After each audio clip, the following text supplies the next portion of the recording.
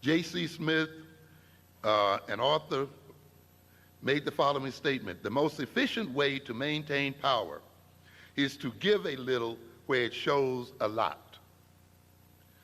Thus, the system only removes some of the most obvious forms of exploitation and abuse. What are we talking about here? We're talking about tokenism. In other words, this nation can get a lot of mileage out of appointing 40 executives to positions, to high-profile positions in its industrial structure, and have black people then to see the appointment of these 40 people as representing progress for the whole race. This is what we mean by saying what, give a little where it shows a lot. Okay, we'll give you a few positions, and they're high-profile positions, and therefore you're overwhelmed by people being in this position, and you're fed with the false hope then that these positions and all the other positions that we don't have are now open and available to us as a people. You must recognize in my last reading that there are something like 17 million businesses in America.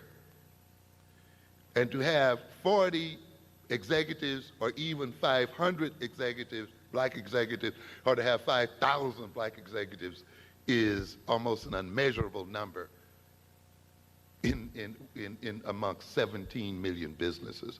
And if at last count, if my memory serves me, there's something like 77,000 black businesses. So again, you begin to realize the tremendous economic gap between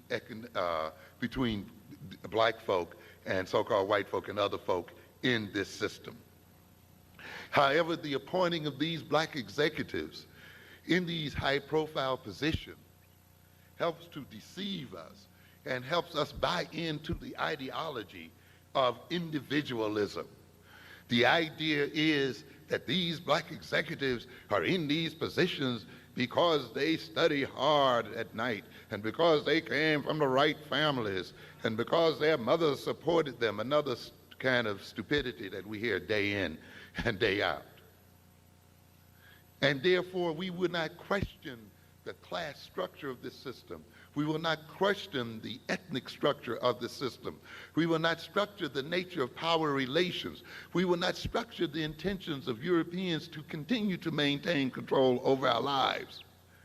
What the European has done essentially then is to blind us to the reality that their control over our lives and their control over the world is as strong, if not stronger, as it ever was, by appointing a few black people in high-profile positions, and to feed the rest of us with vain hopes that we one day will be among those few appointees, and to therefore deceive us into supporting the ideology of individualism, each one doing his own thing, that we do not have to operate as a race and as a collective group, and we do not have to operate on the basis of a common African identity, that we do not have to operate on the basis of a nation within a nation and as a people against other people, that all we have to do is pursue our own individual interests, and we will therefore make it. This is a major deception.